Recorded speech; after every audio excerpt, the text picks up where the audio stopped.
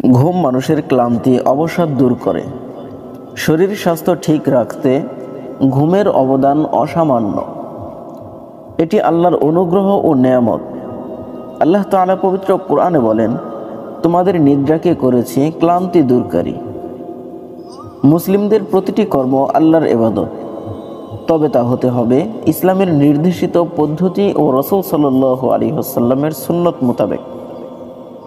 তখন সব কিছুর মতো ঘুমও ইবাদত পুণ্যে পরিণত হয়। ঘুমানোর আগের কয়েকটি গুরুত্বপূর্ণ আমল রয়েছে, যেগুলো পালনের মাধ্যমে আমরা অশেষ সওয়াব অর্জন করতে পারি। 1 নম্বর হচ্ছে সহিহ বুখারীর বর্ণনা, 3 কুল পরে ফু দেওয়া।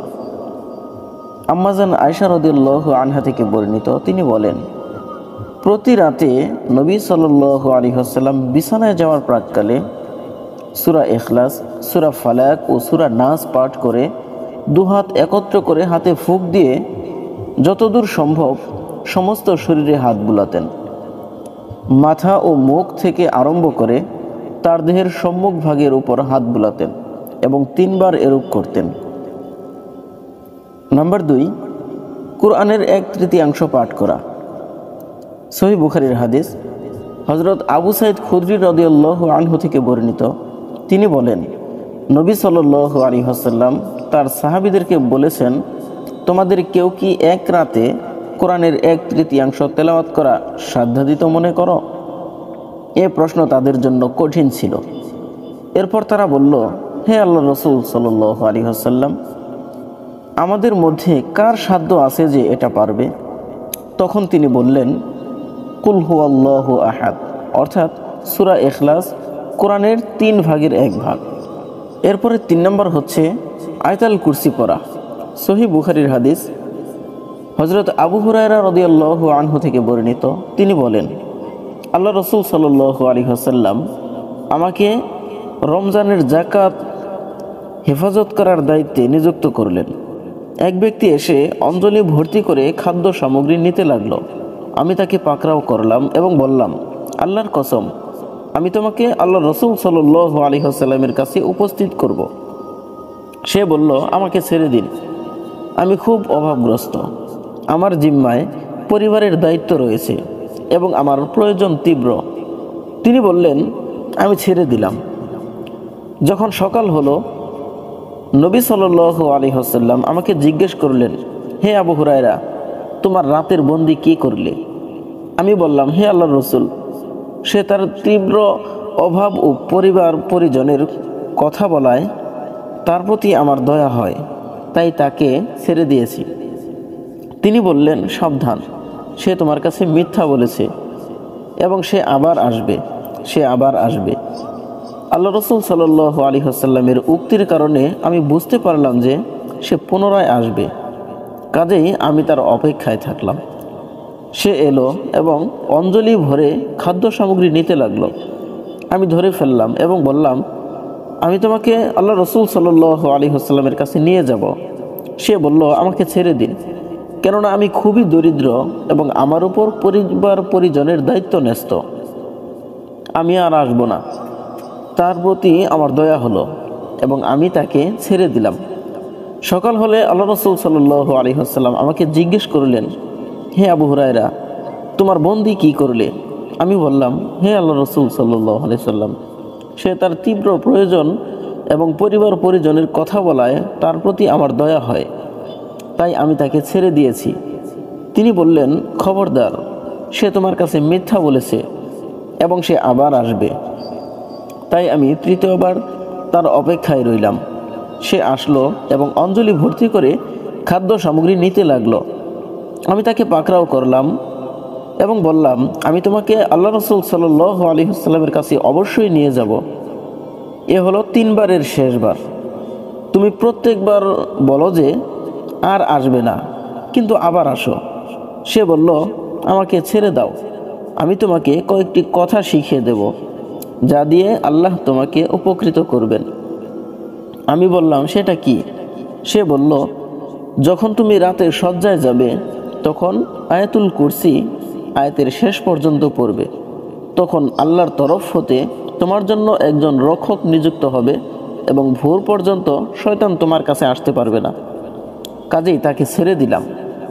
ভোর হলে আল্লাহ রসুল সাল্লাল্লাহু আলাইহি ওয়াসাল্লাম আমাকে বললেন, গত রাতের তোমার বন্দী কি করলো?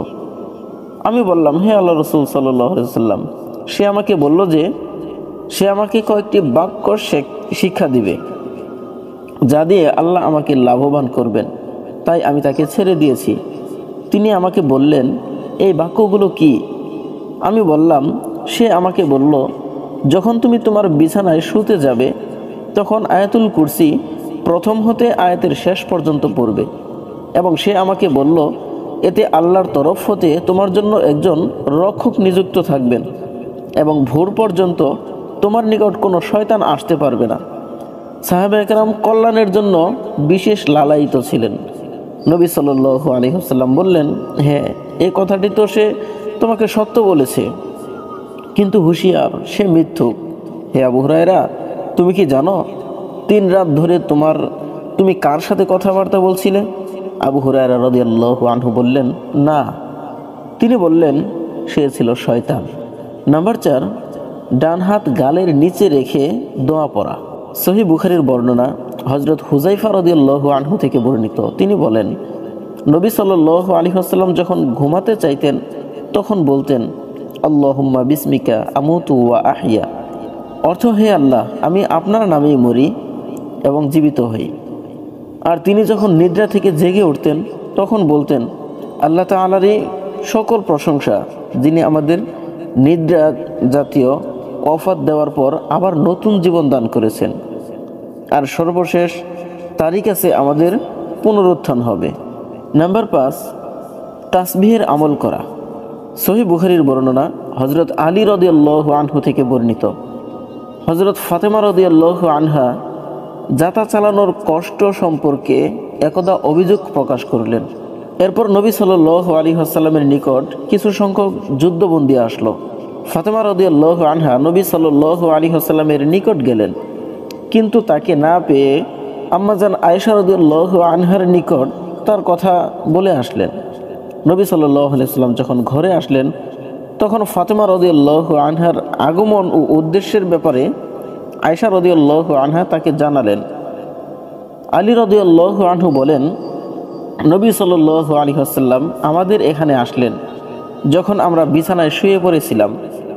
তাকে দেখে আমি উঠে বসতে চাইলাম, কিন্তু তিনি বললেন, তোমরা নিজ নিজ অবস্থায় থাকো, এবং তিনি আমাদের মাঝে এমনভাবে বসে পড়লেন যে আমি তার 2 পায়ের শীতলতা আমার বুকে অনুভব করলাম। তিনি বললেন, তোমরা যা চেয়েছিলে আমি কি তার চেয়েও উত্তম জিনিস শিক্ষা দেব না? তোমরা যখন ঘুমানোর উদ্দেশ্যে বিছানায় যাবে তখন 34 বার আল্লাহু আকবার, 33 বার সুবহানাল্লাহ, 33 বার আলহামদুলিল্লাহ পড়ে নেবে। এটা খাদিম অপেক্ষা অনেক উত্তম। 6 নম্বর হচ্ছে সূরা মুলুক পড়া। তিরমিজি শরীফের হাদিস।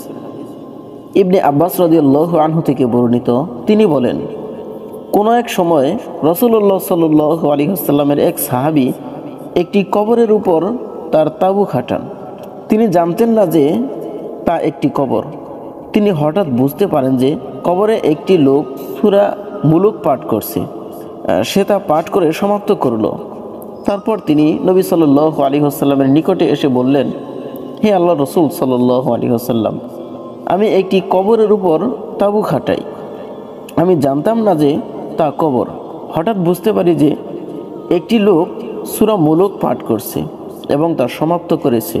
রাসূল সাল্লাল্লাহু আলাইহি ওয়াসাল্লাম বললেন, এ সূরাটি প্রতিরোধকারী, নাজাত দানকারী। এটা কবরের আযাব হতে তেলাওয়াতকারীকে নাজাত দান করে। তবে এটি দুর্বল হাদিস। অবশ্য সওয়াবের ক্ষেত্রে কমতি হবে না, আর আল্লাহর কাছে তো কোনো কিছুর কমতি নেই। তিনি হলেন উত্তম দাতা। নাম্বার 7, এটাও সহিহ বুখারীর হাদিস, সূরা বাকারার শেষ 2 আয়াত পড়া। বদরি সাহাবী আবু মাসউদ রাদিয়াল্লাহু আনহু থেকে বর্ণিত, তিনি বলেন, রাসূলুল্লাহ সাল্লাল্লাহু আলাইহি ওয়াসাল্লাম বলেছেন, সূরা বাকারার শেষে এমন 2টি আয়াত রয়েছে, যে ব্যক্তি রাতের বেলা আয়াত 2টি তেলাওয়াত করবে তার জন্য এই আয়াত 2টোই যথেষ্ট। অর্থাৎ রাত্রে কোরআন মাজিদ তেলাওয়াত করার যে হক রয়েছে কমপক্ষে সূরা বাকারার শেষ 2টি আয়াত তেলাওয়াত করলে তার জন্য তা যথেষ্ট। আব্দুর রহমান রহমতুল্লাহ আলাইহি বলেন, পরে আমি আবু মাসউদের সঙ্গে দেখা করলাম। তখন তিনি বাইতুল্লাহর তাওয়াফ করছিলেন। এই হাদিসটির ব্যাপারে আমি তাকে জিজ্ঞেস করলে তিনি সেটা আমার নিকট বর্ণনা করলেন। নাম্বার 8, সূরা কাফিরুন পাঠ করা। প্রিয় নবী হযরত মুহাম্মদ সাল্লাল্লাহু আলাইহি ওয়াসাল্লাম বলেছেন, রাতে কুল ইয়া আইয়ুহাল কাফিরুন অর্থাৎ সূরা কাফিরুন পাঠ করা শিরিক থেকে মুক্তি পেতে উপকারী। আল্লাহ রাব্বুল আলামিন আমাদেরকে এই 8টি বিষয়ের উপর আমল করার তৌফিক দান করুন। আমিন।